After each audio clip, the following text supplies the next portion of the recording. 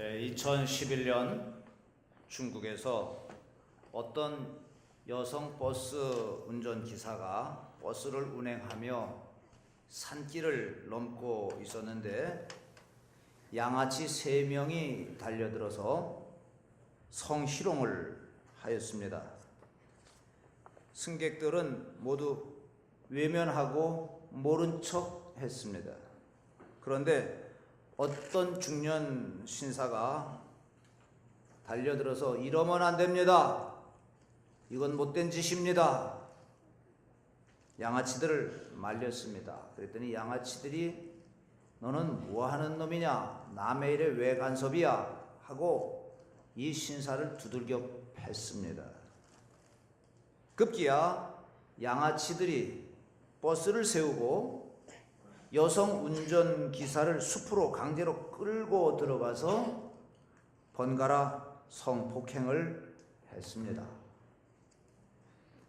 한참 뒤 양아치 3명과 여성 기사가 돌아오더니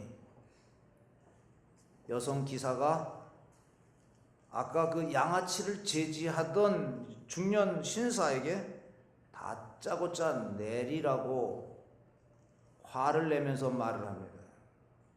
중년 신사는 당황해서 아니 아까 내가 당신을 도와주려고 하지 않았느냐 하니까 이 여성 기사는 더욱 소리를 지르면서 화를 냅니다. 내리라면 내리지 웬 말이 맞냐? 당신이 내릴 때까지 이 차 운행하지 않을 거다. 내려라. 단호하게 말을 합니다. 중년 남자가 안 내리고 버티니까 외면하고 있던 승객들이 달려들어서 이 사람을 강제로 하차를 시켰습니다. 또 짐도 바깥으로 내던져버리고 말았습니다. 그러고는 버스가 출발합니다. 그런데 중국이라고 하는 것은 이 높은 고산지대가 많지 않습니까? 이 기사가 운전을 하는데 커브길을 브레이크를 밟지 않고 그냥 가속으로 막 달리는 거예요. 그러다가 낭떠러지기로 추락을 했습니다. 전원 사망. 그것도 모르고 중년 신사는 두들겨 맞은 그 아픈 몸을 이끌고 이 시골 산길을 터벅터벅 걸어가다가 자동차 사고 현장을 목격합니다. 교통을 통제하던 경찰관이 말하기를 버스가 낭떠러지기에서 굴러 떨어져 승객이 모두 사망한 사고라고 말을 합니다. 그래서 멀리 낭떠러지기를 내려다 보니까 아까 자신이 타고 왔던 그 버스였습니다. 그 여성 운전 기사는 오직 살만한 가치가 있었던 그리고 유일하게 양아치들의 악행을 제지했던 그 중년 남자를 일부러 버스에서 강제로 내리게 하고 모른 척 외면했던 승객들을 모두 데리고 지옥으로 들어가 버리고 만 것입니다. 이 이야기는 중국에서 일어났던 실화입니다. 이것이 영화화돼서 버스 44번이라고 하는 영화로 제작이 됐습니다.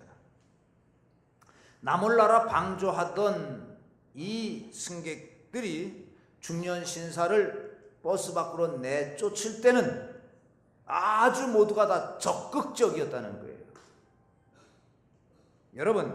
여러분만이 이 버스 안에 있었던 승객이라면 여러분은 어떻게 하시겠습니까? 방조하시겠습니까? 아니면 가서 이러면 안 됩니다 라고 제지할 것입니까? 바벨론이 유다를 침공하기 전 이사야 선지자가 외쳤습니다. 마치 버스 안과 같은 그런 역사였습니다. 에레미야가 외쳤습니다. 그리고 바벨론 포로기가 시작이 되면서 오늘 읽은 에스겔이 외쳤습니다.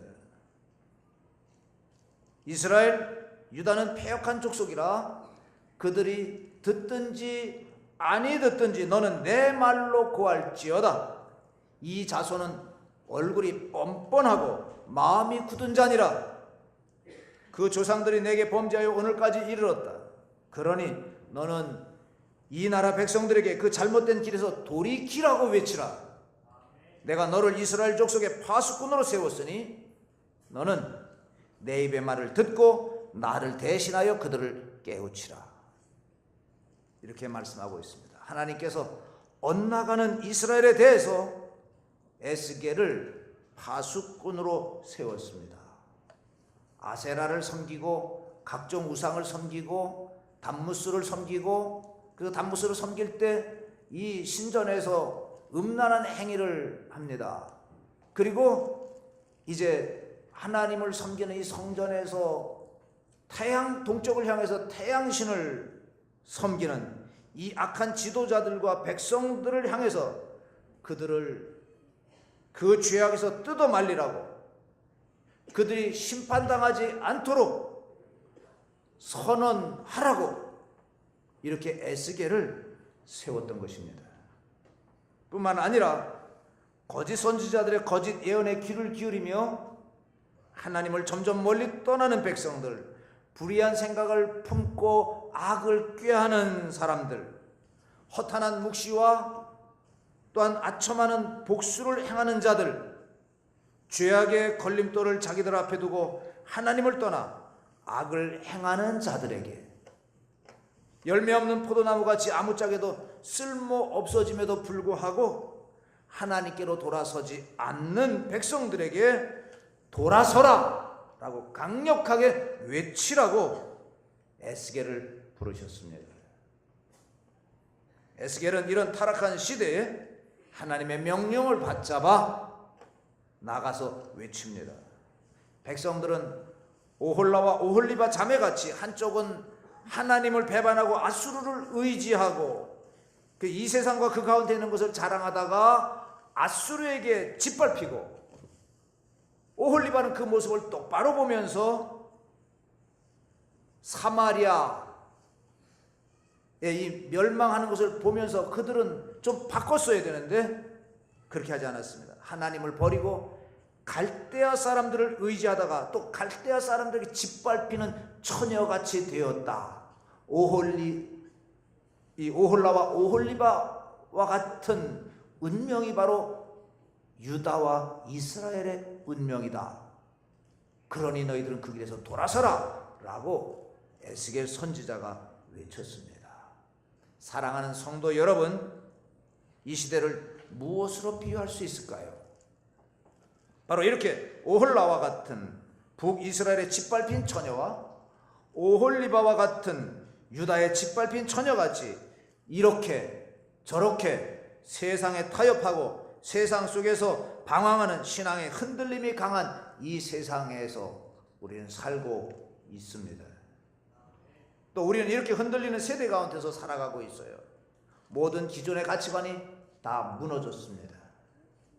드러내놓고 악을 행하고 그 악을 문화의 이름으로 포장하고 있습니다. 이 흔들리는 세대에서 우리는 무엇일까요? 저와 여러분은 이 세대의 누구일까요? 다 같이 따라하십시다. 우리는 파수꾼입니다. 이렇게 성경은 말씀해 주고 있어요. 저나 여러분은 파수꾼인 줄을 믿으시기를 바랍니다. 파수꾼은 목숨을 담보해서 사명을 감당하는 사람들입니다. 그렇지 않으면 사명 감당할 수가 없습니다. 적들이 몰려오고 있는데 파수꾼이 나팔을 불지 않는다면 성 안에 있는 모든 사람은 다 죽고 마는 것입니다. 하나님께서는 저와 여러분을 파수꾼으로 세운 줄을 믿으시기를 축원합니다. 이 시대를 밝히며 이 시대를 깨우라고 파수꾼으로 세웠습니다. 여러분의 가정을 깨우고 여러분의 직장을 깨우고 여러분의 삶의 터전을 깨우라고 파수꾼으로 세우셨습니다. 이 사명을 잘 감당하면 하나님께서는 반드시 보응해 주십니다. 그러나 이 사명을 외면한다면 그것은 이 버스 안에서 같이 지옥으로 가버렸던 이 사람들처럼 우리는 그런 운명이 되고 말 것입니다. 내 주변에 죽어가는 영혼들이 많은데 그들에 대한 책임이 우리 믿는 자들에게, 저와 여러분에게 주어진 줄을 믿으시기를 축원합니다. 불의에 대해서 침묵하는 것은 그 불의에 대하여 동조하는 것입니다. 구약시대의 거짓 선지자들은 불의에 대해서 동조했습니다. 참 선지자들은 목숨을 걸고 아니요 라고 했습니다. 머리부터 온몸이 톱으로 켜서 몸이 반쪽아리가 나서 죽임을 당해도 아니요 라고 외쳤습니다. 이 시대의 복음은 참과 거짓을 명확히 구분하고 거짓에 대해서 경고하고 참에 대해서 격려합니다. 요즘 복음이 격려한다고, 위로한다고, 값싼 위로와 값싼 격려로 어설프게 사람들의 마음을 위무한다고 하면서 복음의 진수를 전하지 못하는 일들이 너무나도 많습니다. 그저 히히하하 호호하면 은혜 받았다고 착각하는 사람들이 많습니다. 천만의 말씀입니다. 말하고 싶진 않지만 세월호 사건이 아직도 해결되지 않고 있습니다.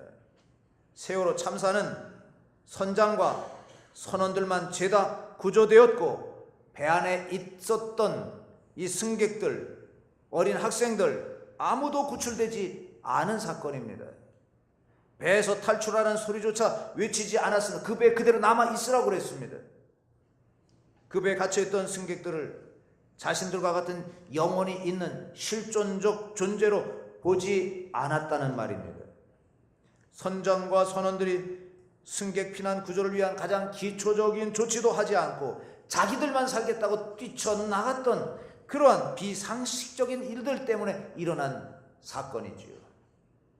그런데 사실은 그것은 나라의 책임이라고 자꾸 몰아붙이지만 근본적인 원인은 어디에 있는 거냐? 구원파라고 하는 이단들의 영혼에 대한 무책임한 행동들의 이 누적된 산물인 것입니다. 가정이 파괴되든 인간의 존엄한 영혼이 파괴되든 상관없고 자신들의 일탈교리만 전해지면 뭐 수단 방법 가리지 않겠다고 하는 그런 의식 구조 속에서 이러한 사건들이 튀어나온 것입니다. 믿음으로 구원받았으니 도덕적 책무에서 벗어났다, 도덕적 해이의 교리를 들고 사는 사람들의 무의식 속에서 자라난 무책임성의 결과가 바로 이 세월호 사건인 것입니다. 그러니까 그 사람들 당연히 해체를 시키든지 그들에게 모든 걸 다 책임을 지우게 해서 그 재산들 다 몰수해서 그 사건은 학생들을 좀 손해배상을 해주든지 이렇게 해야 되는 것입니다. 누군가 그 속에서 인간 영혼에 대한, 인간 존엄에 대한 책임성 있는 것을 가르쳤다면, 진실한 복음을 가르쳤다면 그런 사건은 일어나지 않았을 것입니다. 사랑하는 성도 여러분, 우리는 이런 시대 속에서 살아가고 있고 이런 세대를 향해서 파수꾼의 사명을 감당하라고 부름받은 줄 믿으시기를 바랍니다. 책임감 있는 하나님의 백성으로 이 사회를 밝혀나가야 될 줄로 믿습니다. 오늘 성경은 말씀합니다. 주님의 입을 대신하여 그들을 깨우치라. 악한 사람에게 말하기를 너는 꼭 죽으리라 할 때에 내가 깨우치지 아니하거나 말로 악인에게 일러서 그 악한 길에서 떠나 생명을 구원하게 하지 아니하면 그 악인은 죄악 중에서 죽으려니와 내가 그의 핏값을 내 손에서 찾을 것이다 라고 말씀합니다. 내 주변에 악을 행하는 사람들에게 에스겔처럼 주님을 대신하여 깨우쳐야 됩니다. 수수방관하는 것이 능사가 아닌 것입니다. 큰 사고가 났습니다. 사람이 죽어갑니다. 그런데 요즘은 어떻게 합니까?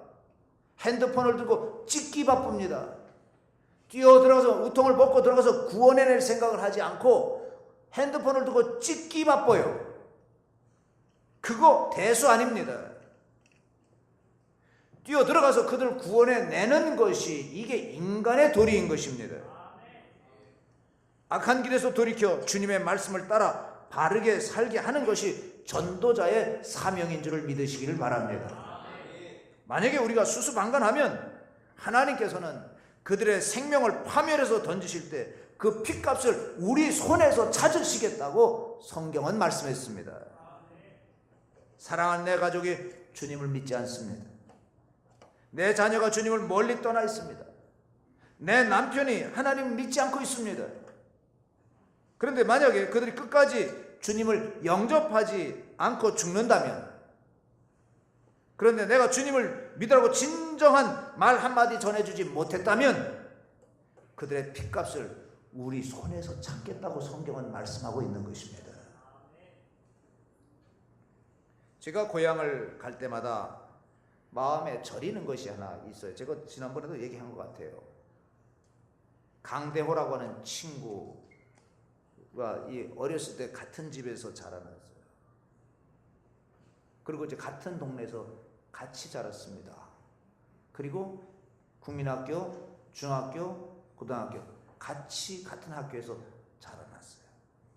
제가 이제 대학교 때 고향에 가면 그 친구를 데리고 이 교육청 앞에 이 오동나무 아래 가서 밤새도록 그 친구를 붙들고 얘기합니다. 예수 믿어야 된다. 예수님 믿어야 된다. 내가 다른 친구는 아니더라도 너에게는 이 복음을 꼭 전하고 싶다. 무진 애를 썼어요. 이 친구가 주님을 영접하지 않아요. 아주 또 강시잖아요. 그래갖고 아주 그냥 이 얼마나 고집이 센지 몰라요. 아주 그냥 말을 안 들어요. 기도 많이 했습니다. 그런데 이 친구가 저희 고향에 아주 아름다운 그 환상의 드라이브 코스가 있어요. 이 내린천 많이 들어보셨죠? 내린천이라고 하는 100여리 이상 되는 그 냇가가 있어요. 아름다운 곳입니다. 이 길을 정리하기 위해서 페로이다가 길을 닦고 있었습니다. 그런데 이것도 모르고 이 친구가 저 혈리라고 하는 곳에서 오토바이 타고 막 오다가 이 페로이다가 이 커브길에 있는 줄 모르고 그냥 오다가 페로이다가 앞에 탁 있으니까 핸들을 확 꺾어버렸어요. 그래서 내린천으로 떨어졌습니다. 그래서 목이 부러져서 죽고 말았어요. 난 가슴이 저미는 것 같았어요. 그가 어떻게 죽었든 이렇게 죽었든 저렇게 죽었든 그 문제가 아니라 그가 예수를 만나지 못하고 그렇게 예수 믿으라고 말했는데도 그렇게 예수님을 영접하지 않고 있다. 그래 죽고 말았어요. 너무너무 마음이 아파요. 고향 갈 때마다 내 마음 한구탱이에는 그 친구에 대한 아쉬움이 늘 남아 있어요. 안타깝죠. 때가 더 가기 전에 핏값을 우리에게서 찾겠다고 하시기 전에 우리는 복음을 전해야 될 줄로 믿습니다. 성경은 말씀합니다. 19절 말씀해 보니까 내가, 우리 다 같이 읽겠습니다. 띄워줬습니다. 내가 시작.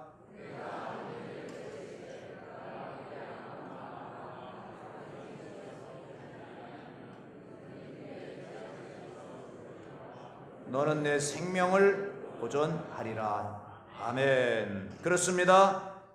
우리가 구원하는 게 아니에요. 그러나 우리가 해야 할 일이 있습니다. 우리가 전해주고 악에서 돌이키게 하고 구원의 주님 앞으로 그들을 이끌어주는 것이 우리의 사명인 것입니다. 우리가 이런 일에 헌신하고 최선을 다했는데도 그들이 주님 앞으로 돌이키지 않는다면 그건 우리 책임이 아니다 그 말입니다. 그들의 책임이지요. 다니엘서 12장 3절에 보니까 많은 사람을 옳은 대로 돌아오게 한 자는 별과 같이 영원토록 빛나리라 했습니다.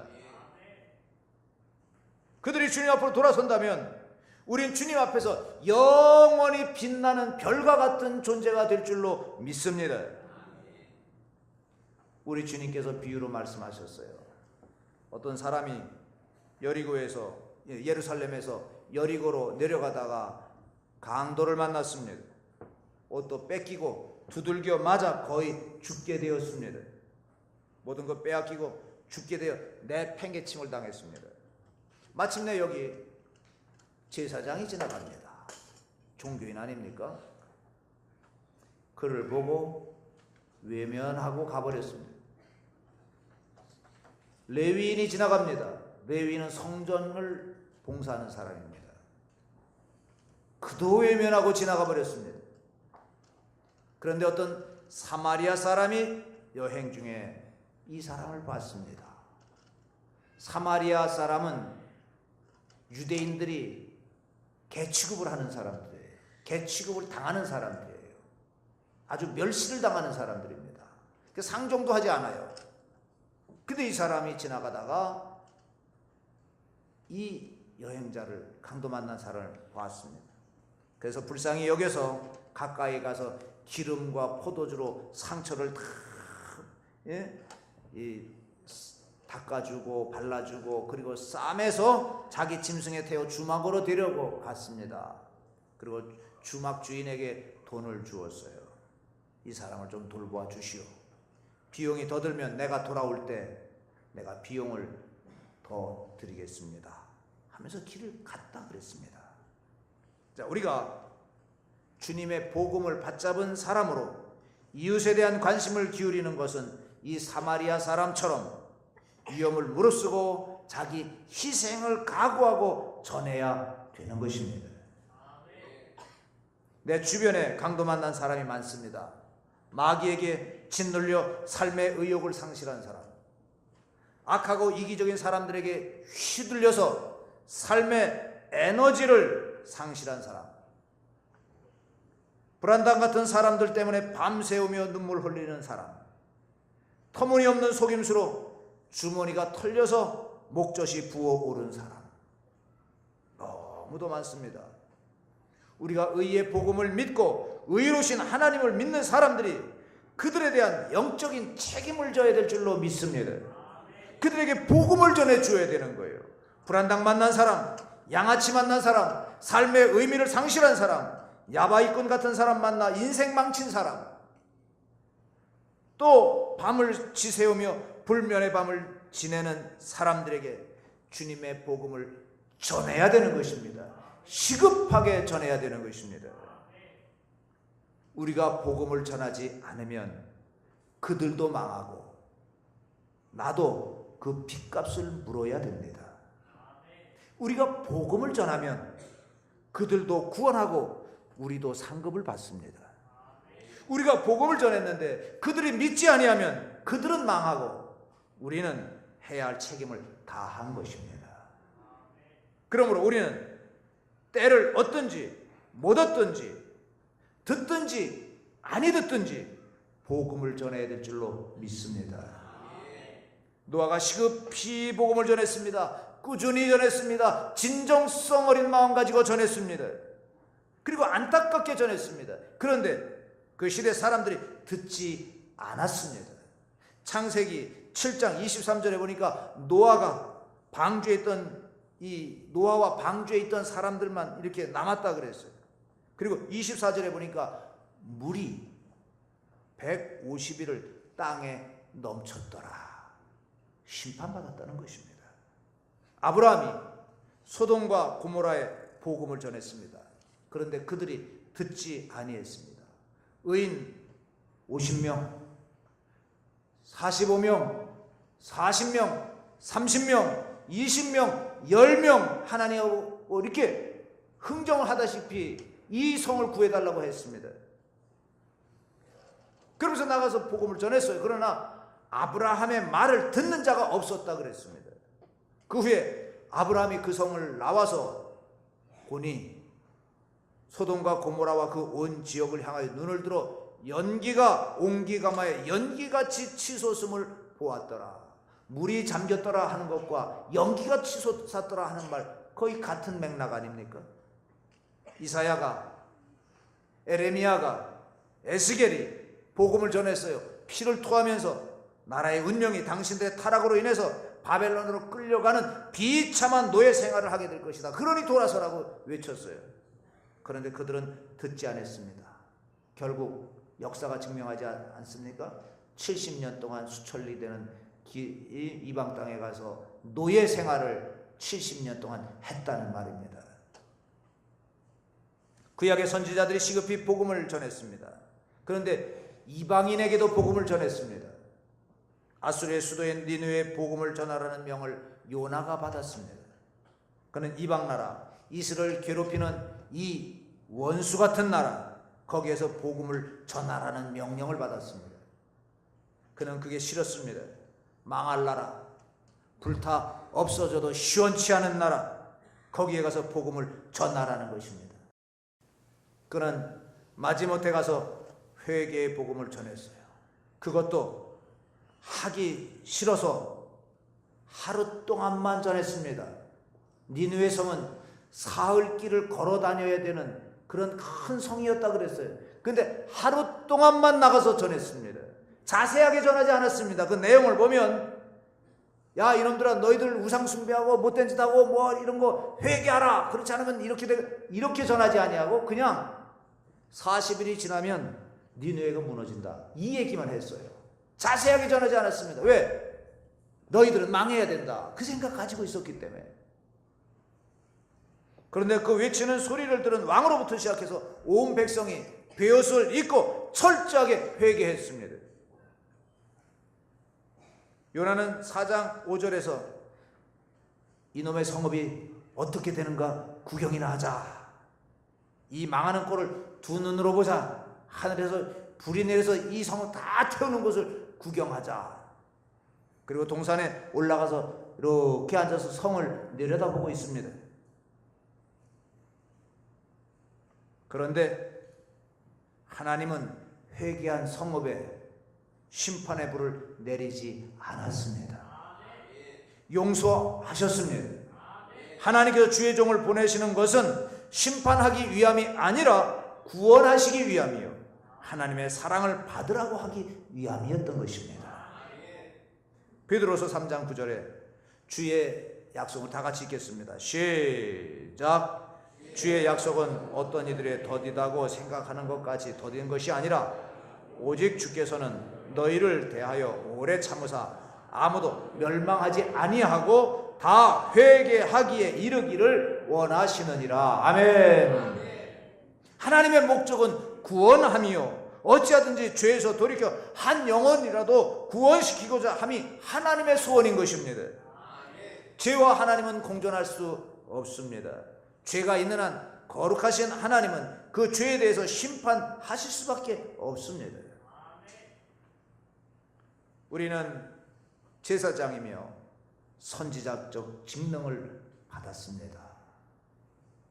저는 우리 교회에 파송된 제사장이고, 여러분은 여러분의 사는 세상으로 파송된 제사장인 것입니다. 우리 옆 사람하고 인사하십시다. 당신은 하나님께서 보내신 제사장입니다. 선지자입니다. 아멘이십니까? 여러분의 삶의 터전으로, 여러분의 가정으로, 여러분의 직장으로 여러분은 보냄받은 제사장이요 선지자다. 이게 신약에서 보는 우리들의 모습인 것입니다. 우리가 할 일은 시급히 복음을 전하는 것입니다.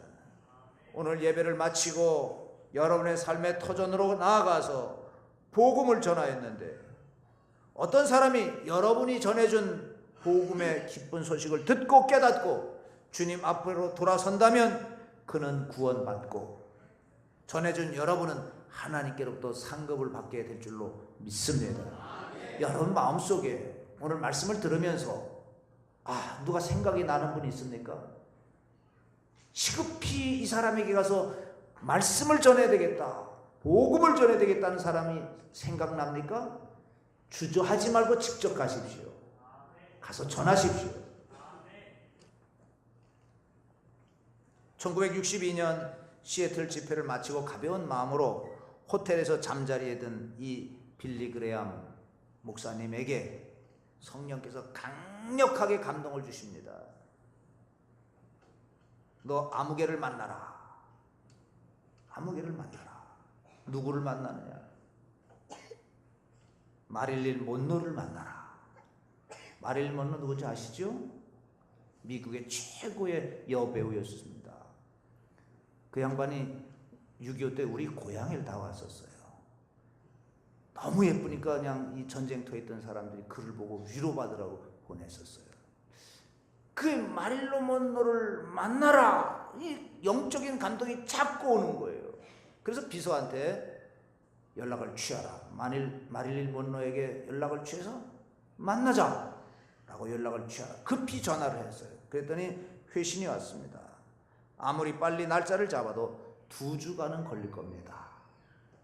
그래서 빌리그레임 목사님 비서에게 즉시 연락했어요. 그러면 2주 후에 시간을 비워두겠습니다.